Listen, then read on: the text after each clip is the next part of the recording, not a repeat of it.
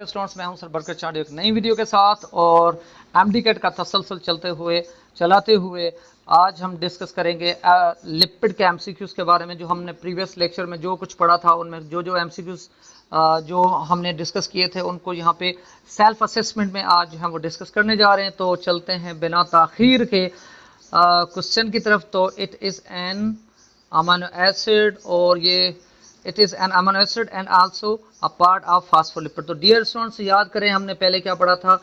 हमने पहले पढ़ा था कि ये हमारे पास एक फास्फोलिपिड है और फास्फोलिपिड ये उसके तीन पोर्शन हमने उसके हेड रीजन के तीन पोर्शन बनाए थे। याद करें, एक को हमने कहा था ये ग्लिसरॉल है, it's a glycerol, this one is phosphate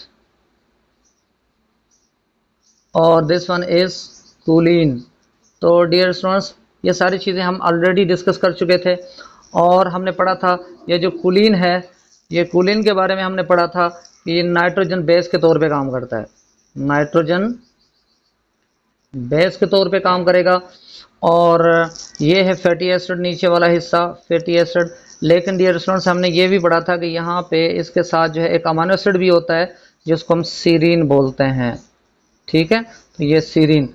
तो डियर स्टूडेंट्स, नाइट्रोजन बेस के तौर पे जो काम करेगा वो जब भी ऐसा कोई एमसीक्यूज आ जाए नाइट्रोजन बेस वाला तो हम पढ़ेंगे कूलिन। फास्फोलिपिड जो होगा डियर स्टूडेंट्स, फास्फोलिपिड के लिए एमसीक्यूज कौन सा बनता है?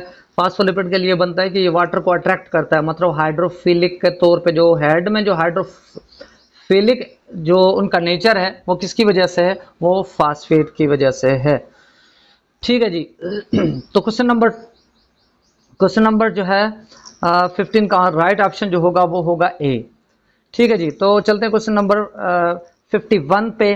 तो myelin sheath neurons is composed of. तो dear students, let's suppose this is the neuron और इनके ऊपर जो है एक माइलिन शीथ होती है, ये देखें, जिनको श्वान सेल्स भी कहते हैं, यहाँ श्वान सेल्स भी पाए जाते हैं।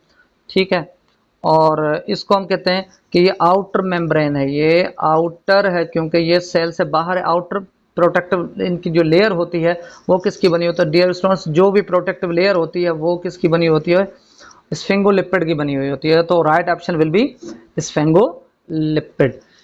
ठीक है जी, तो चलते हैं क्वेश्चन नंबर 52 की तरफ। तो 52 में क्या इन्होंने कहा है? तो in question number 52, how many double bonds are present in radical group of oleic acid? तो डियर स्टूडेंट्स, ओलिक एसिड में हमने क्या पढ़ा था कि ओलिक एसिड में हमारा एक डबल बॉन्ड होता है, एक जो हमारा होता है डबल बॉन्ड होता है। तो राइट ऑप्शन क्या होगा? राइट ऑप्शन होगा डी। तो डियर स्टूडेंट्स, हमने ये जो टू डबल बॉन्ड पढ़े थे वो लिनोलिक एसिड में पढ़े थे। याद करें, linoleic acid, oleic acid, linoleic acid, ये था ओलिक एसिड और ये लिनोलिक एसिड। और डियर स्टूडेंट्स, अगर हम 4 की बात करते हैं तो 4 की जब भी डियर स्टूडेंट्स बात करेंगे तो आर्किडोनिक एसिड। तो 4 डबल बॉन्ड हमने पढ़े थे आर्किडोनिक एसिड। ठीक है, और डियर स्टूडेंट्स 6 जो हमने पढ़े थे वो किसके बारे में पढ़े थे? हमने पढ़ा था डोकोसा हेक्सोनिक एसिड, डोकोसा हेक्सोनिक एसिड के बारे में। हेक्सो का मतलब ही 6 होता है डियर स्टूडेंट्स। तो राइट ऑप्शन विल बी 1 क्योंकि ओलिक एसिड जो है वो कॉमन होता है और कॉमन जो एग्जांपल है डबल बॉन्ड की वो ओलिक एसिड है। तो ओलिक एसिड में और पल्मिटिक एसिड में जो है वो एक एक डबल बॉन्ड पाया जाता है। ठीक है, तो पल्मिक एसिड यहाँ उनका जो है वो दिया नहीं है, तो इसलिए ओलिक एसिड, तो यहाँ पे 1 ही इसको टिक करेंगे। ठीक है जी, तो चलते हैं क्वेश्चन नंबर 53 की तरफ। तो डियर स्टूडेंट्स, क्वेश्चन नंबर 53 में क्या कहा गया है? Which one is heterogeneous group of organic compound? Dear students, अभी हमने पढ़ा कि हेट्रोजेनस ग्रुप जो है वो लिपिड को कहते हैं, तो यहाँ lipid will be the correct option. ठीक है, तो 54 पे चलते हैं। 54 में इन्होंने क्या कहा है कि additional group of fatty acid. तो डियर स्टूडेंट्स, अभी हमने पढ़ा था एडिशनल ग्रुप जो है वो कॉम्प्लेक्स में होता है क्योंकि हमने पढ़ा था फैटी एसिड और ग्लिसरॉल के साथ, फैटी एसिड और ग्लिसरॉल के साथ जो अगर फास्फेट आ जाए या कूलिन आ जाए तो ये कम्प्लेक्स हो जाएगा। ये दोनों सिंपलेस्ट हैं, और ये अगर इनके साथ कंबाइन होगा फास्फेट और कोलिन तो ये कंपाउंड या कम्प्लेक्स हो जाएगा। तो डियर स्टूडेंट्स, तो ये इसका आंसर जो होगा वो कम्प्लेक्स होगा, क्योंकि ये they are functioning as a additional group. ठीक है जी, तो चलते हैं क्वेश्चन नंबर 55 की तरफ। तो in question number 55 steroids belongs to, तो डियर स्टूडेंट्स स्टीरॉयड को अभी हमने कहाँ पे पढ़ा था? स्टीरॉयड को डियर स्टूडेंट्स हमने पढ़ा था कि ये डेरिवेटिव्स हैं, और ये डेराइव्ड जो लिपिड होती है वो डेराइव्ड लिपिड जो है वो स्टीरॉयड उसमें आ जाता है, टर्पेंस उसमें आता है, और उसमें जो है काफ़ी कोलेस्ट्रॉल उसमें आता है। तो डियर स्टूडेंट्स इसका राइट ऑप्शन जो होगा वो डेराइव्ड लिपिड होगा। ठीक है जी, तो चलते हैं 56 की तरफ। तो क्वेश्चन नंबर 56 में इन्होंने क्या कहा है? इन्होंने कहा how many carbon atoms in oleic acid.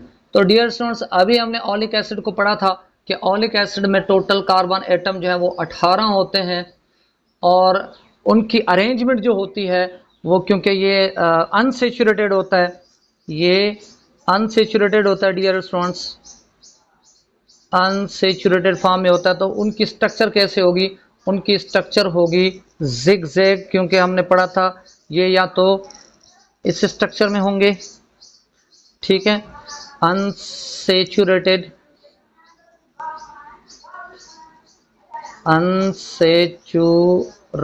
होता है डियर स्टूडेंट्स, और इनकी स्ट्रक्चर जो होगी वो जिग जैग मैनर में होती है, ऐसे होती है। ठीक है जी, ऐसे इनकी स्ट्रक्चर होगी। ठीक है, तो यहाँ पे क्या होगा? Carbon number 1 2 3 4 5 6 7 8 9 10 11 12 13 14 15 16 17। ठीक है डियर स्टूडेंट्स, ऐसे ही क्या होगा? इनकी स्ट्रक्चर्स होती हैं, और यहाँ पे क्या होगा? OH ग्रुप होगा इनका, COOH। डियर स्टूडेंट्स ये आप खुद बना लें, थोड़ा आपको एक आइडिया हो जाएगा। तो यहाँ पे 18 होंगे, ठीक है, यहाँ पे 18 इनके जो कार्बन एटम्स होंगे, और यहाँ पे होगा इनका 18 पे COOH होगा। लेकिन याद कर लें, जब भी हम इसकी बात करते हैं, ओलिक एसिड की बात करते हैं, तो इनके 9 और 10 जो ये जो फैटी एसिड्स होते हैं, 9 और 10, ये इनको थोड़ा सा मैं हाईलाइट कर दूं। यहाँ इनके पास क्या होगा? ये डबल बॉन्ड होता है, यहाँ पे क्या होगा? इनका डबल बॉन्ड, यहाँ पे डबल बॉन्ड होता है यहाँ पे। ठीक है, तो किन किन के दरमियान में होता है? 9 और 10 के दरमियान में इनका डबल बॉन्ड होता है। ठीक है, तो ये जो है ओलिक एसिड की स्ट्रक्चर है, और इसको हम कहेंगे ये अनसेचुरेटेड भी है, और इनके कार्बन की तादाद जो होगी वो कितनी होगी? 18 कार्बन की तादाद होगी। तो आंसर क्या होगा इनका? आंसर विल बी 18 और डी। Got it? अब चलते हैं डियर स्टूडेंट्स 57 की तरफ। इसमें लिखा हो कि which one has straight chain of amino acid और सॉरी फैटी एसिड्स। तो डियर स्टूडेंट्स आपको पता है अनसेचुरेटेड जो हमने पढ़ा था उसको हमने जिग जैग मैनर में पढ़ा था, और ये स्ट्रेट चेन जो पाई जाती है हमेशा किसके पास पाई जाती है? वो सेचुरेटेड में पाई जाती है। ठीक है, तो 58 में, क्वेश्चन नंबर 58 में इन्होंने क्या कहा है? In question number 58 which one of the following highly insoluble fat. तो डियर स्टूडेंट्स अभी हमने क्या पढ़ा था? Highly hydrophobic. ठीक है, तो हमने वैक्स में पढ़ा था कि इट इज हाईली हाइड्रोफोबिक या हाईली इनसेल्युबल वाटर। तो डियर स्टूडेंट्स इसका राइट ऑप्शन होगा वैक्सेस। ठीक है, तो वैक्सेस के बारे में ये सारी चीजें डिस्कस हो रही थी कि ये जो ऊपर जो एमसीक्यूज है वो वैक्सेस के बारे में पूछा गया। हाईली इनसॉल्युबल हो, हाईली हाइड्रोफोबिक हो, या हाईली जो है वो है तो सिंपल लिपिड, हाईली वाटर में जो है वो इनसॉल्युबल वाटर होगा। तो यहाँ पे इससे देखें हाईली इनसॉल्युबल फेट पूछा गया है, हाईली इनसॉल्युबल इन वाटर भी हो सकता है।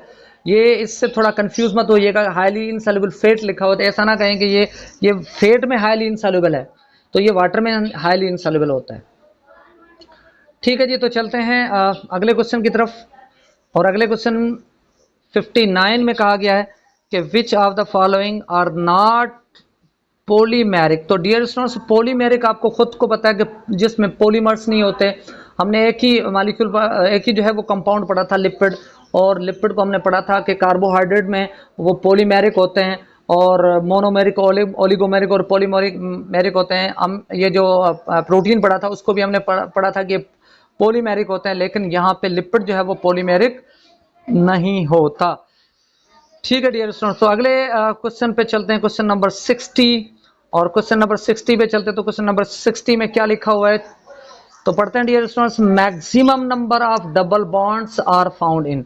जो मैक्सिमम डबल बॉन्ड जो पाए जाते हैं डियर स्टूडेंट्स, वो किस में पाए जाते हैं? तो अभी हमने डिस्कस किया था, तो कम से कम जो है वो ओलिक एसिड में 1 पाया जाता है, फिर लिनोलिक एसिड में 2 पाए जाते हैं। ऐसे जो है जो 6 पाए जाते हैं वो किस पे पाए जाते हैं? वो मैक्सिमम जो है वो 6 पाए जाते हैं। और 6 किस में पाए जाते हैं?